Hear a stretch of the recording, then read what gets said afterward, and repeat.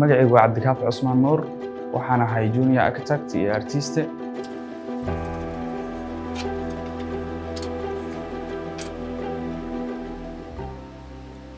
Hibada farshaxanka iyo culuumta la xiriirta naqshadeynta waxay ugu dhalatay anoo ah dugsigii dhexe, markaasoo maadooyinka la xiriiro farshaxanka iyo wax sawiradu aad ugu dadaali jiray. Horta farshaxanka si guud farshaxanka noocyadiisa kala duwan oo dhan waa samayn jiray. Muddooyinka dambe waxaa xoogga saaray farshaxankan lagu magacaabo string art, waa farshaxan oo ka duwan farshaxamada kale. Kuwa kale waxaa loo isticmaalaa brush iyo rinji iyo waxyaabo lamid ah, kan wuu ka duwan yahay. Wuxuu ka samaysan yahay board iyo dun iyo musbaar. Dadkana aad ay ugu heleen falcelin oo qurux badan way ka bixiyeen oo inay la yaabaan ay dhahaan sidee musbaar iyo dun iyo looxa ugu samaysay art qurux badan oo lala cajabo.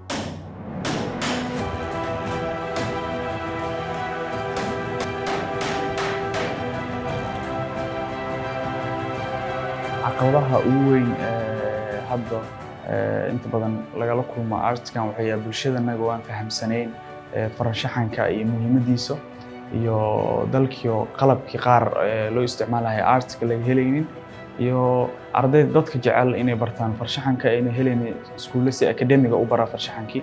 Caqabadaha ugu weyn waa intaas.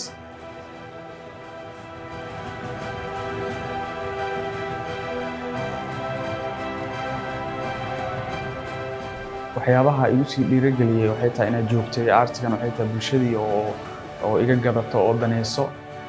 Kambaniyada waaweyn oo Soomaaliya ku yaala iyo kuwa dibadda ku yaala u sameeyay loogadooda oo anoo ka sameynaya stringiga maadaama uu wax oo unique yahay. Wasaarado u sameeyay, xarumo dowladeed, kambaniyo shakhsi ah.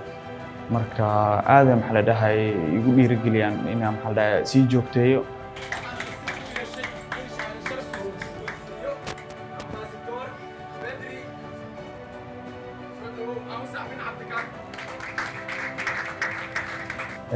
Yaraantaydii aad u jeclahay maadooyinka la xiriiro farshaxanka iyo naqshadeynta waxaas.